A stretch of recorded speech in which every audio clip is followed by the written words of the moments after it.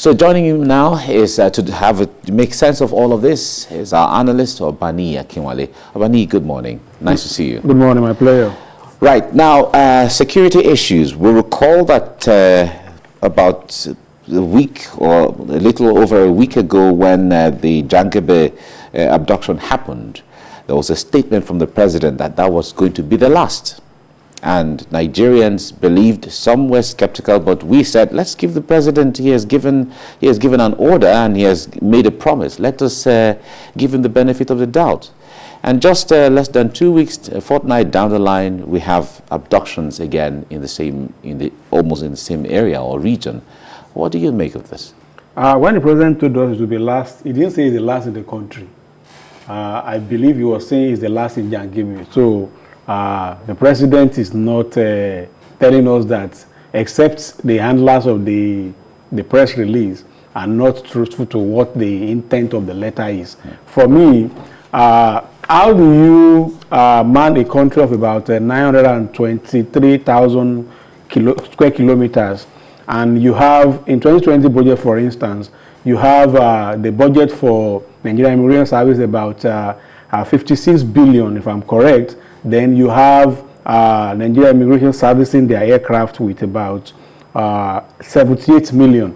I was just trying to do comparison with a country close to us, Ghana, which has a population of almost about 30 million, and they have a budget of about 300 million USD as a budget for their immigration service. Now, you look at the landmass of Ghana and the population, you ask yourself, if a country as this small as we have, who have this budget, then you look vis-a-vis, what are the other agencies that work across the border line?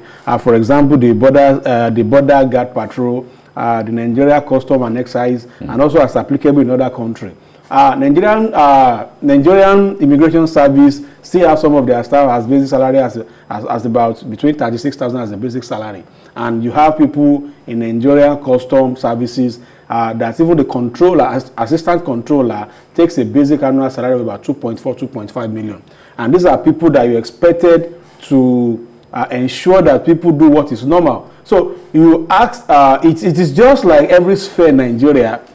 We are quick to jump to press to release statement, but we don't most times do critical analysis of what we have on ground.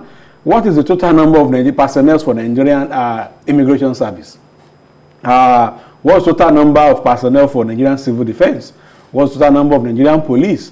What is the total number of Nigerian Army? How many air patrol team we have? I was trying to check through the U.S.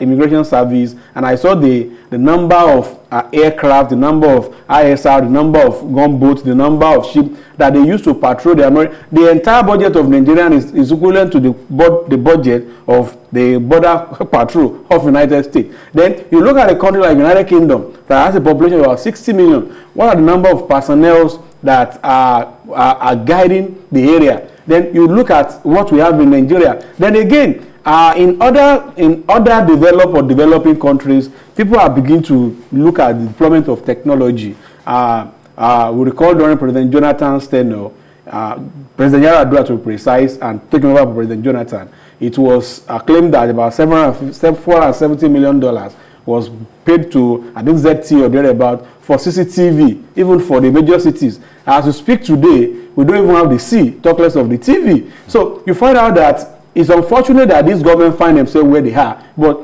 the journey has been all over the years because we have not prepared ourselves for it. But for Mr. President to come out to say that will be the last time, do we even have enough military personnel, not to talk of immigration officers, to patrol Sambisa, just the border line between Sokoto, Kaduna, Zamfara, Yobe, that you have this massive Sambisa forest that's as big as what is called Belgium today in Europe. So you look at it, then again, the African Free Trade Act that allows people to do businesses, and you know our neighbors, the Benin Republic, Cameroon, Niger, Lake Chad, are nomadic. So, and with the West Africa ECOWAS Free Movement Act, what it means is that we have the same custom union. It allows people from Niger Republic to trek in. Luckily, I serve in Borno State, and I can tell you that sometimes if you move between Baga and Lake Chad, you just use a boat to cross over. And for when you go on expeditions, places like Malam Fatori, you just discover that between Malam Fatori and Niger Republic is just by bike that you go. So there are people that move from Nigeria through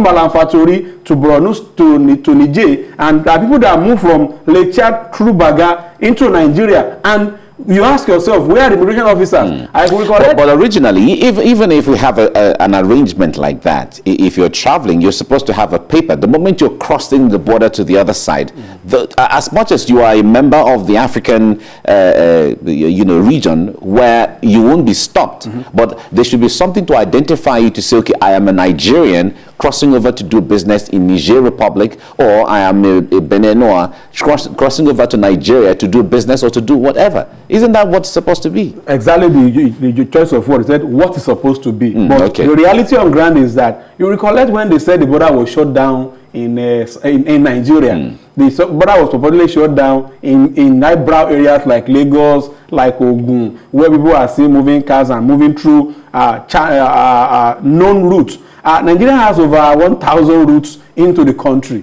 And what is the number of personnel that you have for immigration service or you have for custom? Then again, even Nigeria as we are, do we have any verifiable, or I don't want to say it's not authentic, means of identification? Because if you have national ID card, it is not enough.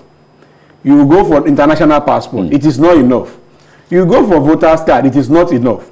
You do BVN again, it's not enough. Then even the Nigerians, the nomadic Nigerians who are into cattle business or let's say animal husbandry, they do not even have Nigeria identity.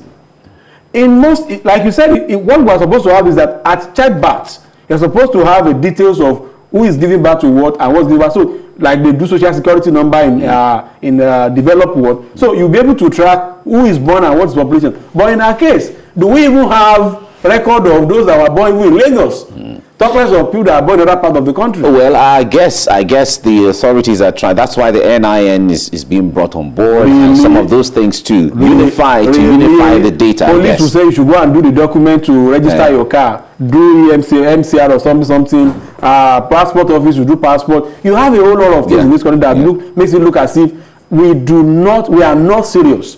And except we fortify our security apparatus, except we equip them properly, pay them, remunerate them properly, whatever the government is saying is just a lip service. All right, we'll get there someday, somehow, but if the steps should be taken, that's what I deduce from what you're saying. Thank you so much, Obani Akinwale, for coming on the program. Thank you.